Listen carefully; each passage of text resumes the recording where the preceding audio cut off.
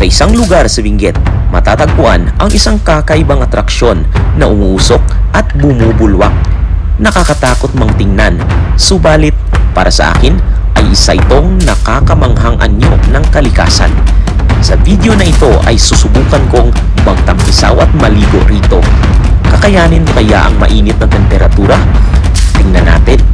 Ako po si Miko at ito ang Wonderverse. Good morning guys! Welcome back sa channel ko. I'm on my way papuntang terminal ng bus. Medyo tinanghali ako ng gising but we will try to catch sa 11 AM na schedule papuntang Baguio City. By the way, shout out nga po pala sa aking mga followers and subscribers. I hope na mag-e-enjoy kayo sa i-feature natin ngayong araw. Recently, may nakita ako sa Facebook isang travel group. So about yon sa isang sulfur spring na matatagpuan sa Benguet. Since yung Baguio City malapit lang, so binabala ko ngayon na puntahan ang sulfur spring na ito. So ito guys, meron na tayong ticket para sa bus. And ayan, 641 pesos lang siya. With aircon na po yan. So tara, akit na tayo dito sa loob. According sa aking pagtanungan sa terminal ng bus, the travel time will take more than 5 hours para makarating ng Baguio City. Nang malapit na kami sa destinasyon ay medyo naging mapaglaro ang panahon. Malakas ang ulan sa labas and halos di mo na maaninag ang view sa bintana. After a while, we arrived safely sa bus terminal sa Baguio. So dahil umuulan at wala akong dalang payong, maglalakad na lang tayo ngayon na nakahuli. Well, at least merong protection.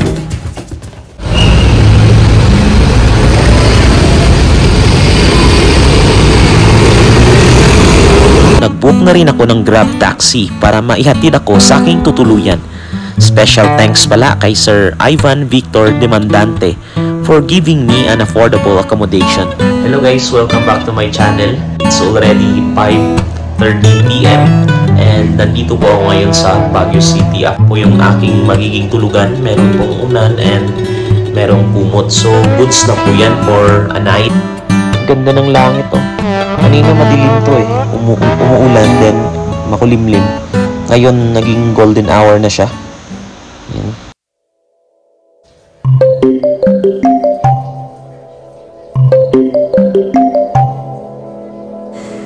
Nagising ako ng 6 AM kinaumagahan.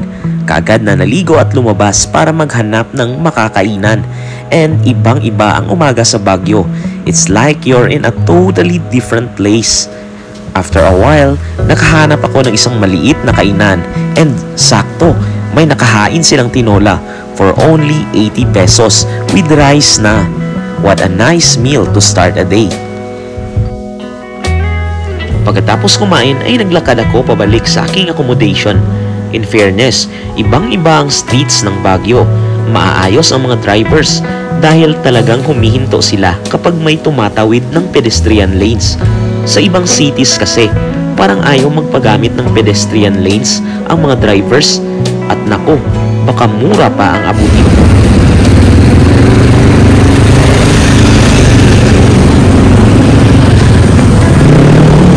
Moving on guys, sinundo na ako ng aking magiging service papuntang Sulphur Spring.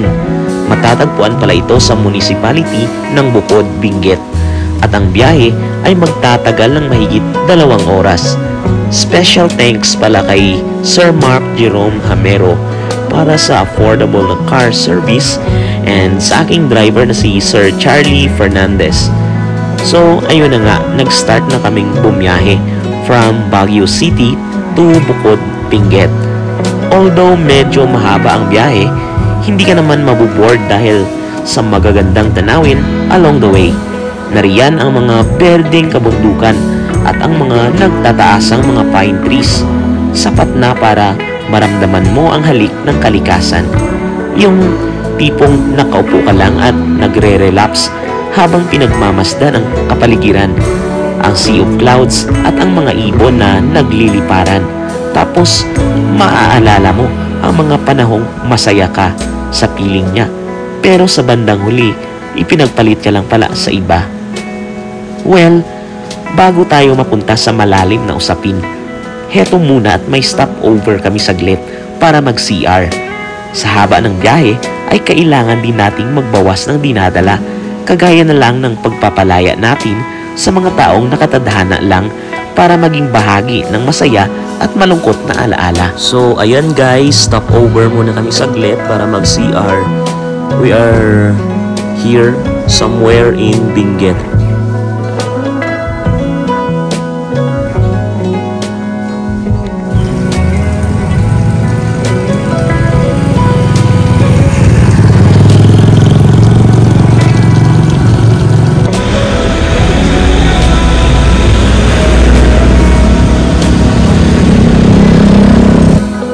After mag-CR ay nagpatuloy kami sa biyahe, but after a while napahinto na naman kami upang masilayan ang isang nakaka-amaze na tanawin na nasa baba lang ng highway. Di ko alam kung anong name ng place, pero ang view talagang nakaka-relax sa paningin. Ganda. Wow.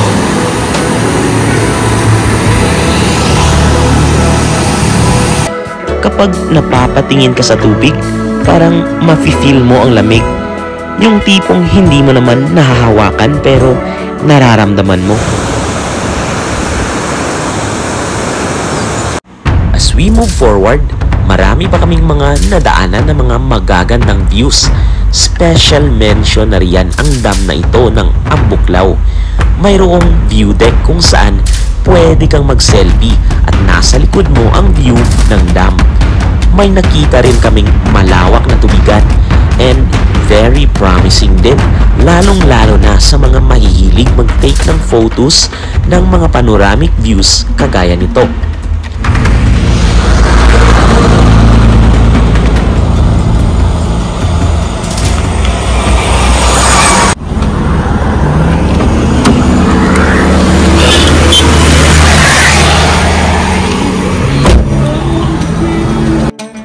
Ilang kilometro na lang ang layo namin. Pagkatapos ng ilang minuto, nakarating na kami sa Daklan, isang lugar sa Bukod, Benguet, kung saan matatagpuan ang pakay ko ngayong araw. At ayun na nga, matapos ang mahigit 2 oras, heto na ang Daklan Sulphur Spring o ang tinatawag nilang Badakbak Sulphur Spring.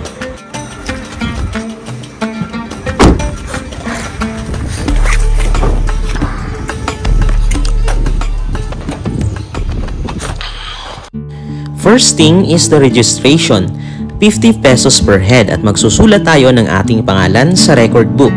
Napaka-cozy ng paligid kahit na matapang ang amoy ng spring na tila bulok na itlog.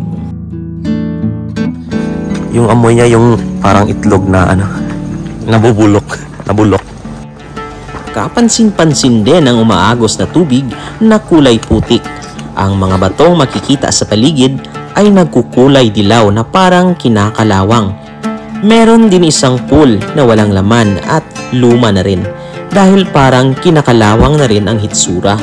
Sa tabi ng pool ay may isang maliit na paliguan na may cottage at dyan tayo maliligo mamaya.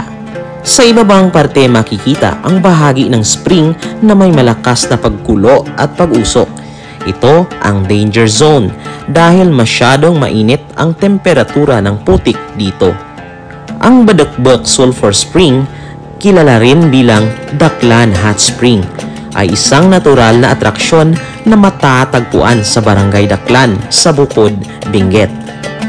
Ang pangalang Badakbak ay nagmula sa salitang Ibaloy na nangangahulugang kumukulong tubig na angkop na naglalarawan sa mga sumisirit at nagbubulwak na mainit na bukal na may sulfur sa lugar.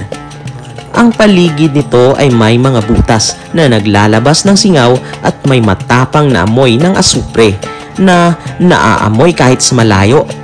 Sa aspeto ng heolohiya, itinuturing ang Badakbak bilang isang patay na bulkan na patuloy na naglalabas ng singaw at gas mula sa maliliit na bitak sa lupa. Mapapansin din ang mga batuhan at lupa na may kulay puti, dilaw at kahel, dulot ng mga naimbak na sulfur.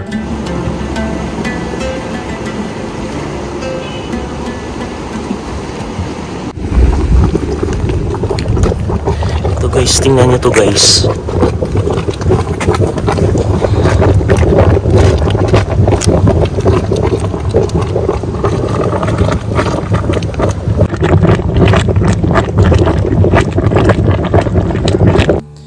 Sa mga nagdaang taon, unti-unti nang nakikilala ang Badagbek Sulphur Spring bilang isang kakaibang destinasyon para sa mga turista, lalo na sa mga bumibisita sa mga kalapit na atraksyon gaya ng Mount Pulag.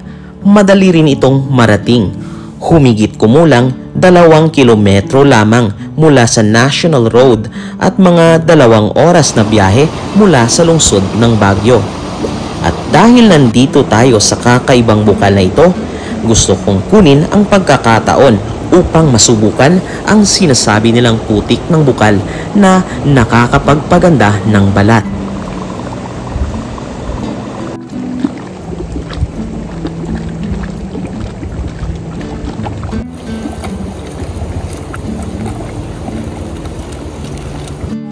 Nagpalit muna ako ng damit na mas maigsi upang mas madali ko itong laban pagkatapos gamitin.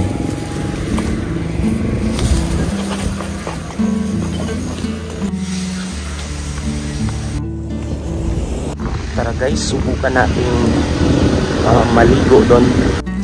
Ito guys, oh.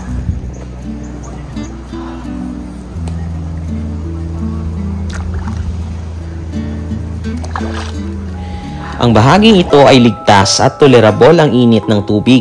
Marami na rin akong napanood online na sumubok lumublob sa bahaging ito ng bukal. Ito ay malayo sa danger zone, kaya makakaasa tayong kaunti ang chance na tayo ay mapahamak. Mainit din sa ilalim eh. Siguro pag tumagal-tagal ka na dito, wala na rin. Pwede pa ito ilagay sa mukha. Pwede sir. Gamot yan sir. Gamot to? Namulaw. Bali, pwede ka maligo doon niya. Ha? Oo, may tubig dun eh. Kailan matanggal kaya yung amoy niyan? Matagal din siguro, no? Ha? May part na mainit eh. Ito kumukulo-kulo pa. Init.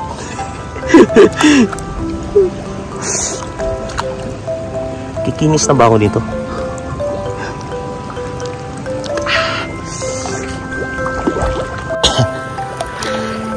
So, ito lang yung area guys na medyo tolerable yung temperature ng tubig.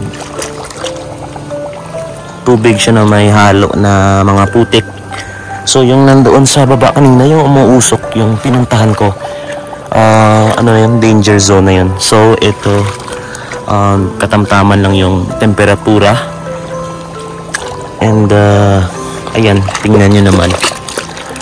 Pero merong may mga area dito guys na mainit pa rin. Lalong-lalo na yung mga ganyan, no. Yung nakikita niyo yung mga kumukulo. Pag naapakan nyo, mararamdaman nyo yung mainit talaga. Pero dito sa part na to, lalo na dito sa inuupuan ko ngayon, malamig dito guys. Ito, yan, hinawakan ko pa nga eh. Malamig dito. Ito oh. So ayan guys, I think I've had enough of this mud. So magbabanlaw na tayo. Ayan, sulit na sulit yung biyahe guys, yung mahigit 2 hours from Baguio City papunta rito. So magbabanlaw na tayo and magbibihis ng damit. Malapit na rin magtanghaling tapat. So andun yung damit ko sa taas guys. Tara, puntahan natin. So ito guys yung danger zone dito. So bawal po maligo dito guys. Magkaiba po yung temperature ng mud at saka ng tubig dito compare doon sa itaas kanina na pinuntahan ko. Hanggang tingin lang tayo guys. Ito na yung toilet guys, para makapagbanlaw na tayo. Pagkatapos magbanlaw ay parang nakaramdam naman ako ng kaunting ginhawa. Wala naman akong nafe-feel na negative effect sa aking mukha. Pagkos ay gumaan ang aking pakiramdam. Gayunpaman ay hindi pa rin naalis ng tuluyan ang amoy ng asupre sa aking katawan. Kahit na nagbanlaw ako ng maigi ay may naamoy pa rin ako ng kaunti. And that's all for today. Maraming salamat sa panunood. I hope na nakapagbigay sa inyo ng idea ang vlog na ito na kahit maliit lang ang Pilipinas, mayroon at mayroon pa ring mga nakatagong atraksyon na naghihintay lang para madiskubre ng nakararami. Mula rito sa Bukod Benguet, ako po si Miko at ito ang Wonderverse.